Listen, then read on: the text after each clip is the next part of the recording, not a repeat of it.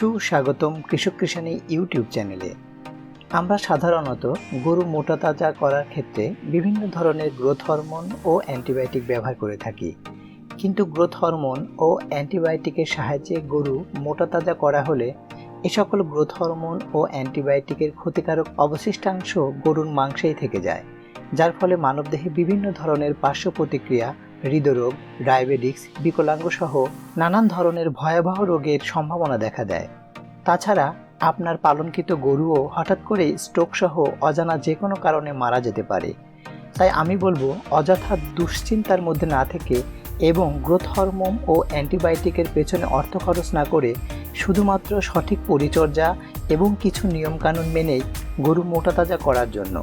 তাহলে কিভাবে growth hormone ও অ্যান্টিবায়োটিকের ব্যবহার ছাড়া গরু মোটা তাজা করা যায়, এখন জানবো সেই প্রসঙ্গে।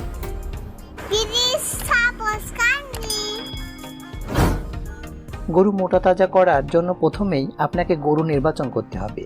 গরু নির্বাচনের ক্ষেত্রে সবচেয়ে ভালো 1 থেকে 1.5 বছরের গরু নির্বাচন করা। তবে 2 থেকে 3 বছরের গরু হলেও মোটামুটি রেজাল্ট ভালো পাওয়া যায়, কারণ এই সময়টাতে গরুর শারীরিক বৃদ্ধি বেশি হয়ে থাকে, যার ফলে অনায়াসেই গরু মোটা তাজা করে লাভবান হওয়া যায়।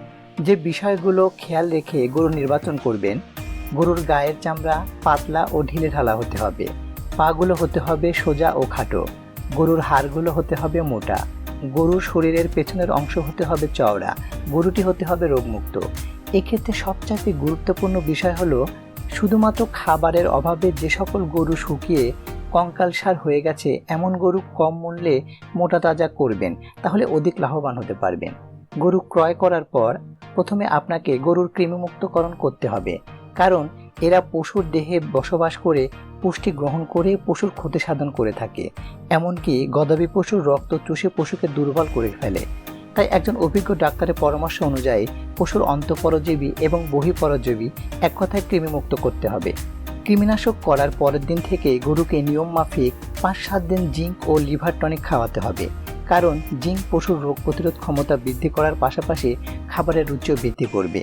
আর লিভার টনিক পশুর লিভারকে সুস্থ ও সুরক্ষিত করে, এতে করে পশুর হজম শক্তি বৃদ্ধি পায় বহুগুণে, যা গরুর মোটা তাজাকরণে অত্যন্ত সহায়ক ভূমিকা পালন করে। এবার আসি গরুর খাদ্য প্রসঙ্গে।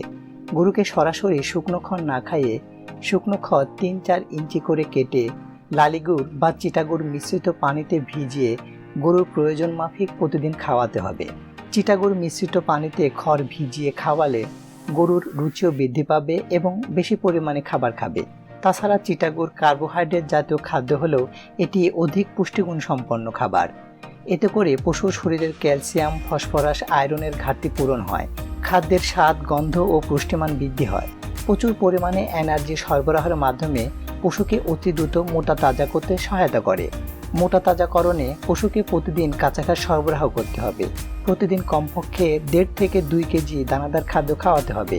এক্ষেত্রে সরাসরি দানাদার খাদ্য না দিয়ে পরিষ্কার বিশুদ্ধ পানিতে গুলিয়ে শরবতের মতো করে দানাদার খাদ্য খাওয়ানো ভালো।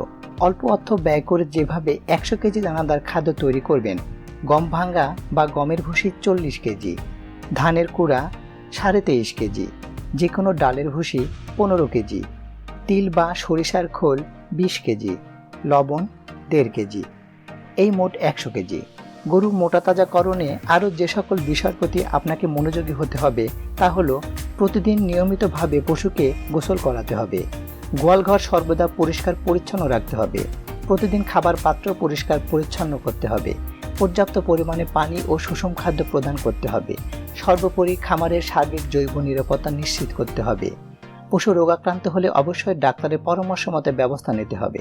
পশু মোটা তাজা করার প্রসঙ্গে আরও কিছু জানার থাকলে কমেন্ট করতে পারেন। আমি আমার সাধ্যমতো চেষ্টা করব আপনাদের সাহায্য করার জন্য। যদি ভিডিওটি ভালো লেগে থাকে তবে চ্যানেলটি সাবস্ক্রাইব করে পাশে থাকা বেল বাটনটি অল করে দিবেন।